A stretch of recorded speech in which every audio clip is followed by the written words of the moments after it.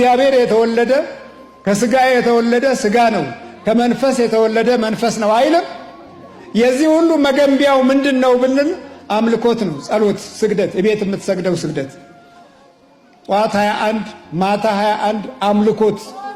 ጆሮዬን ክፈት፣ ልቦናዬን ክፈት፣ ውስጤን ክፈት ብለህ ስትማጸን የዚህ ጊዜ የሚወለደው ምኑ ይሆናል ማለት ነው? የበላኸው ከክርስቶስ ሥጋና ደም ጋር ስትገናኝ የበላኸው ይወለዳል።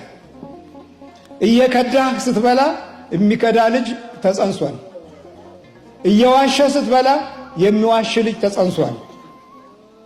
እየሰረቅህ ስትበላ የሚሰርቅ ልጅ ተጸንሷል። አየህ፣ የምትበላው ይወለዳል። ቀምተህ ነጥቀህ ስትበላ ክደህ ስትበላ ከሃዲ ትወልዳለህ። የምትበላው ይወለዳል። እግዚአብሔር ምሕረቱን ያብዛልን። ይህንን የሚያረጋግጥልን መዝሙር 58 ቁጥር 3 ላይ እንዲህ ይላል፣ ኃጥአን ከማፀን ጀምሮ ተለዩ፣ ከሆድ ጀምሮ ሳቱ ይላል።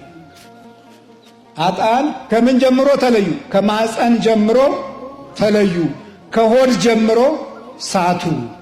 ከሆድ እኮ ነው፣ ከማፀን ጀምሮ እኮ ነው የሚለው።